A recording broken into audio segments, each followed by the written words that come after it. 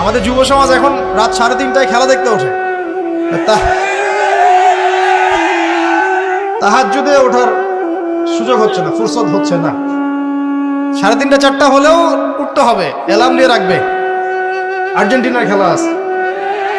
কিন্তু আর 1 ঘন্টা পরে ফজরের নামাজ, ওই খেলা দেখে ঘুম, ফজরের নামাজ নেই। এই যে ঢাকায় দেখলেন না, ছবি দেখলে মনে হয় একটা তিল পরিমাণ জায়গা নেই মানুষের দাঁড়ানোর, পর্দার সামনে একটা তিল পরিমাণ জায়গা নেই মানুষের দাঁড়ানো। হইহুল্লা করতেছে, নাচছে গাচ্ছে, স্মোক করতেছে, ড্রিঙ্কস করতেছে।